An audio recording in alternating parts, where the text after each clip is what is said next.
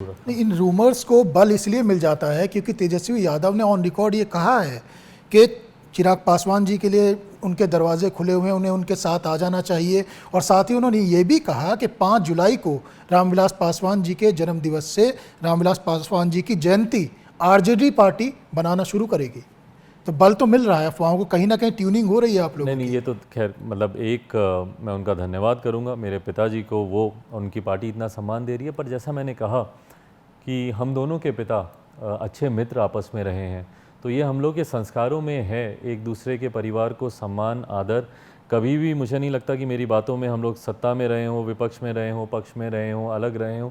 कभी भी मेरी या तेजस्वी जी की बातों में कभी ऐसा नहीं रहा कि एक दूसरे के प्रति हम लोगों ने किसी गलत शब्दों का इस्तेमाल किया हो या अशोभनीय भाषा का हम लोगों ने प्रयोग किया हो, या हमारे संस्कारों में नहीं है।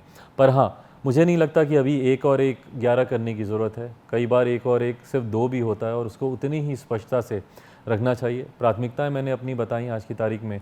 अलायंस नहीं है, और अभी इस पर चर्चा करने की ज़रूरत भी नहीं है मोहसिन भाई, क्योंकि बिहार में फ़िलहाल कोई चुनाव नहीं है। मैं ये ज़रूर बोलूँगा कि चुनाव लोकसभा से पहले हो जाएंगे बिहार में। मैं नहीं मानता कि लोकसभा के बाद 24 के बाद 25 में बिहार में विधानसभा जो कि स्केड्यूल्ड हैं 25 में होंगे। मैं मानता हूं कि लोकसभा से पहले होंगे, पर अभी कोई ऐसी परिस्थिति नहीं है कि तुरंत हम लोग को अलायंसेस क्लियर करने हों। ध्यान मेरा पूरा केंद्रित है आज की तारीख में अपनी पार्टी को पुनः उस शिखर पे लेके जाने की जहां पर पापा ने हमेशा कल्पना की थी। लेकिन आपकी पार्टी के आपने विचार किया होगा जो भी यह घटनाक्रम रहा इसके पीछे, क्योंकि नीतीश कुमार से जो आपकी दूरी है वो जगजाहिर है, लेकिन ये भी कहा जा रहा है इस पूरे घटनाक्रम के पीछे बीजेपी का हाथ भी हो सकता है। आपको कुछ संभावना नजर आती है, सच्चाई नजर आती मुझे है? ईमानदारी से नहीं पता मोहसिन भाई कि किसका हाथ है किसका नहीं है। जब अपने परिवार के लोग जब आपसे अपना हाथ खींच लेते हैं तो उसके बाद किसी और का हाथ होने या नहीं होने के कोई मायने नहीं रह जाता। नीतीश कुमार के बारे में कुछ कहना चाहेंगे? मैं उनसे देखिए, उनसे मैं जैसा मैंने कहा मेरे संस्कारों में है। मैं व्यक्तिगत तौर पर मैं उनका बहुत सम्मान करता हूँ। मेरे प्रदेश के मुखिया हैं, मुख्यमंत्री हैं, मैं भी बिहारी हूँ। बिहारी होने के नाते वो मेरे भी मुख्यमंत्री हैं। मेरी उनसे कई तरीके की अपेक्षाएं हैं, और जितनी अपेक्षाएं हैं उतनी शिकायतें भी हैं।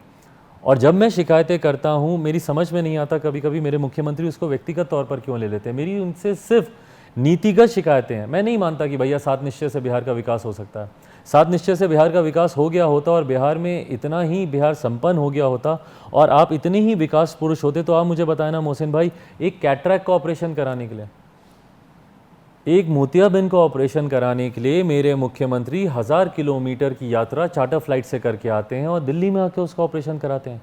क्या पूरे बिहार प्रदेश में एक ऐसा अस्पताल, एक ऐसा डॉक्टर नहीं है जो कि सक्षम हो कैटरैक्ट का ऑपरेशन हमारे मुख्यमंत्री का करने के लिए?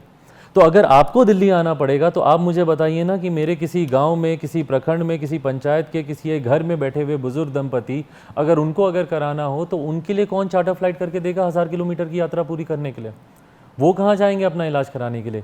मेरे बस यही मूल सवाल है जो मैं पूछता हूँ। मेरे लिए चिंता का विषय है मोहसिन भाई कि मेरा प्रदेश बुजुर्ग प्रदेश बनता जा रहा है। आज की तारीख में एक ऐसा सक्षम परिवार नहीं है, वो जैसे ही थोड़ा सक्षम होता है, पहला मौका मिलता है अपने बेटे या बेटी को बिहार से बाहर भेजता है पढ़ने के लिए।